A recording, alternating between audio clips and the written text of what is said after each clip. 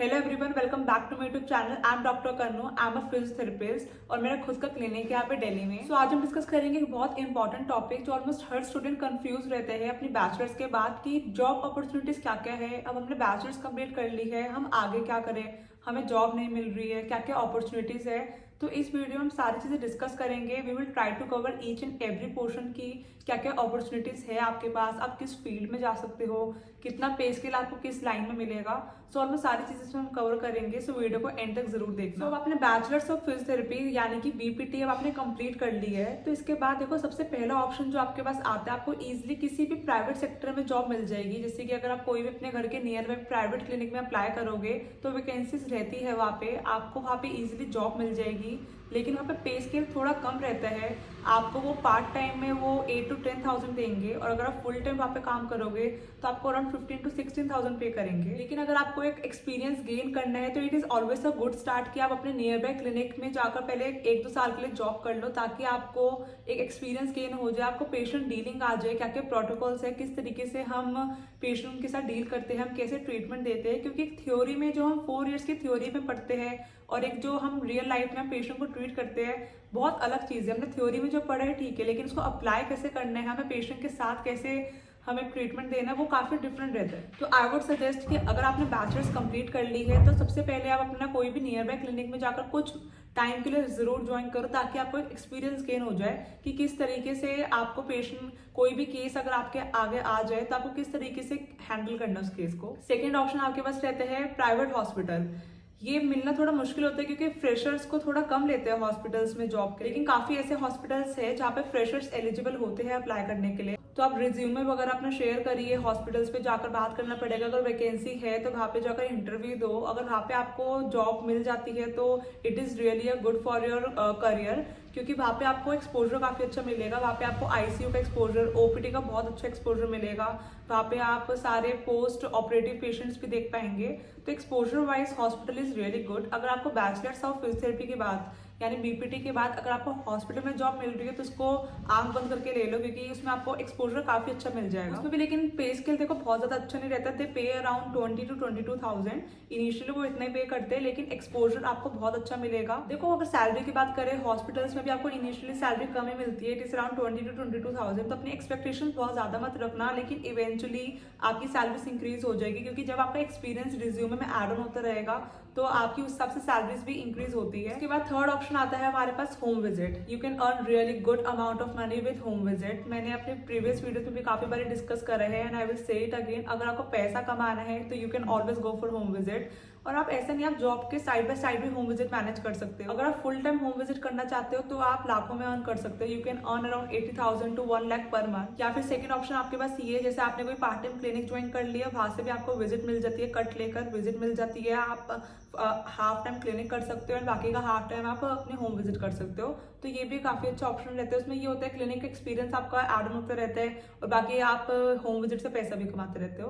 क्योंकि अगर आप एक फुल टाइम होम विजिट ही कर रहे हो तो आपको कोई एक्सपीरियंस एड ऑन नहीं हो रहा, क्योंकि कल को अगर हमें कोई भी जॉब के लिए अप्लाई करना पड़ता है तो वो एक्सपीरियंस मांगते हैं। और होम विजिट का एक्सपीरियंस इससे आपका रिटर्न काउंट नहीं होता अगर आपने कितनी होम विजिट करी है। तो आई वुड सजेस्ट कि आप कोई भी हॉस्पिटल या फिर कोई भी क्लिनिक ज्वाइन कर लो, उसके बाद ही आप side by side home visit करो, ताकि रिटर्न में आपके पास एक्सपीरियंस हो। कल को अगर आपको कोई गवर्नमेंट जॉब के लिए अप्लाई करना है या फिर कभी कोई अच्छे हॉस्पिटल में वैकेंसी निकलती है तो दे आस्क कि मिनिमम 2 years का एक्सपीरियंस होना ही चाहिए।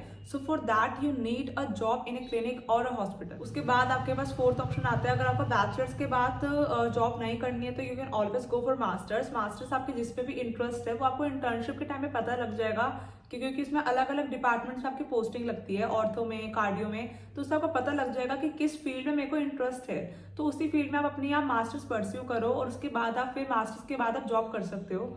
मास्टर्स के बाद सैलरी आपकी इनिशियली 20 to 25,000 रहती है, तो बहुत ज़्यादा सैलरी नहीं बढ़ती कि आपने मास्टर्स कर ली तो आप एक्सपेक्ट करेंगे कि मेरी 30-40 हज़ार की सैलरी लग जाएगी। ऐसा नहीं है। इनिशियली उसमें 20 से 22 या 25 हज़ार की सैलरी रहती है आफ्टर मास्टर्स। के बाद आपके पास ऑप्शन आता है कि आप अपना क्लिनिक ओपन कर सकते हो बैचलर्स के बाद। So yes, after bachelors you are eligible to open your clinic anywhere. आपको बस अपनी काउंसिल में रजिस्ट्रेशन कराना पड़ता है, आपको एक रजिस्ट्रेशन नंबर मिलेगा and with that you are eligible to open the clinic. मैंने अपनी प्रीवियस वीडियो में बता रखा है कि क्या क्या स्टेप्स रहते हैं क्लिनिक ओपन करने के लिए, तो आप उस वीडियो को देख सकते हो। तो क्लिनिक ओपन करने के लिए मैं फिर भी रफ में बता देती हूँ कि आपको लगभग 1 से 1.5 लाख का खर्चा आ जाता है। आपको एक अच्छा पहले एरिया देखना पड़ेगा जहाँ पे आपको लगता है कि ठीक है, यहाँ पे नियर पे बहुत ज्यादा क्लिनिक्स नहीं है, पेशेंट डिमांड्स है, तो यहाँ पे मैं क्लिनिक सेटअप कर सकता हूँ। आपको उसमें मशीन सारी रखनी पड़ेगी, ultrasonic, TENS, laser, hydrocollator, IR lamp, बाकी सारी मशीन्स आपको रखनी पड़ेगी। पेशेंट बेड चाहिए होंगे, आपको एक्सरसाइज इक्विपमेंट चाहिए होंगे। तो लगभग 1 से 1.5 लाख का आपका खर्चा आ जाता है। आप रेंट भी पे करोगे, वो सब एडिशनल कॉस्ट है। आपका जो रेंट का है, आपका जो बिजली लगेगा, सब एडिशनल है, वो मैंने इसमें इंक्लूड नहीं बताई है।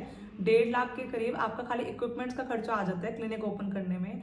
और देखो, उसमें थोड़ा पेशेंस भी चाहिए होता है। आपने एक बार ये में इन्वेस्ट कर रहे हैं तो ऐसा नहीं है कि आपको अगले दिन ही रिटर्न मिल जाएगा।